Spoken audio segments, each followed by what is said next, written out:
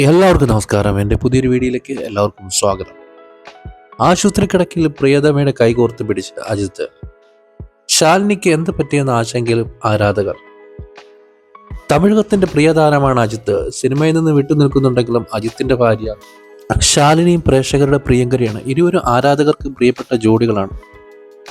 താരങ്ങളുടെ വാർത്തകളും ചിത്രങ്ങളും എല്ലാം സോഷ്യൽ മീഡിയയിൽ ആരാധകർ ഏറ്റെടുക്കാറുണ്ട്. ഇപ്പോഴത്തെ ശാലിനി പങ്കുവച്ച പുതിയ ചിത്രം ആരാധകരി ആശങ്കയുണർത്തുകയാണ്. ആശുപത്രിയിൽ നിന്നുള്ളതാണ് ചിത്രം. ശാലിനിയുടെ കൈകളിൽ മുറുക്കെ പിടിച്ചിരിക്കുന്ന അജിത്തിനെയും ചിത്രത്തിൽ കാണാം. എന്തു പറ്റി ശാലിനിക്ക് എന്നാണ് ആരാധകർ തിരക്കുന്നത്.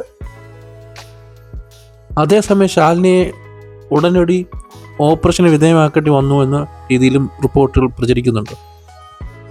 എന്തിനാണ് ഓപ്പറേഷൻ നടത്തിയതെന്ന് സംബന്ധിച്ച വിവരങ്ങളൊന്നും പുറത്തു വന്നിട്ടില്ല.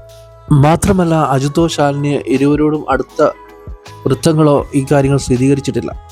അജിത്ത് ഷൂട്ടിങ്ങുമായി ബന്ധപ്പെട്ട് അസർബൈജാനിൽ ആയിരുന്നതിനാൽ ഓപ്പറേഷൻ സമയത്ത് എത്തിച്ചേരാനായില്ലെന്ന് റിപ്പോർട്ടുണ്ട്. അവസാനഘട്ട ഷൂട്ടായിരുന്നതിനാൽ നിർത്തിവെച്ച് വരാൻ സാധിച്ചില്ല.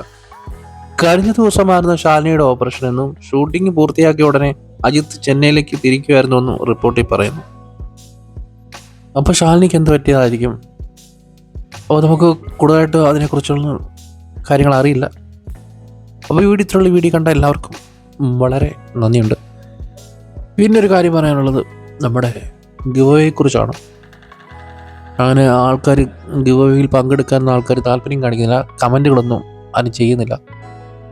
അതുകൊണ്ട് തന്നെ ഞാൻ ഒരാളെ കണ്ടുവച്ചിട്ടുണ്ട് ഇത് കൊടുക്കാൻ. അത് ഞാൻ 22-ാം തീയതി പറയുന്നതായിരിക്കും. കാരണം അത് അത്യാവശ്യം പാട്ടൊക്കെ പാടുന്ന ഒരാളാണ്. 4 വർഷമായിട്ട് ആ ചാനലുണ്ട്.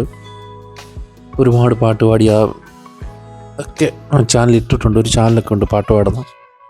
അപ്പോൾ ഞാൻ അത് കണ്ടപ്പോൾ എനിക്ക് തോന്നി എന്നാൽ ഇദ്ദേഹത്തിന് ആ ഒരു മൈക്ക് കൊടുത്തേക്കാം. ആളുകൾ പങ്കെടുക്കുന്നില്ല, നമ്മുടെ ഗോവയിലൊന്നും ആൾക്കാർ പങ്കെടുക്കുന്നില്ല, കമൻറ്റുകളൊന്നും ചെയ്യുന്നില്ല.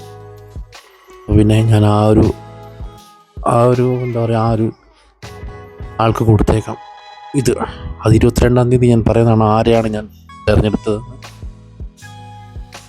ഏറ്റവും അർഹയായ ഒരാൾക്ക് തന്നെയാണ് ഇത് കൊടുക്കുന്നത്. പാട്ടുകളൊക്കെ പാടിയിടുന്ന ഒരാൾക്ക് വേണ്ടിയിട്ട് ഒരാൾ തന്നെയാണത്.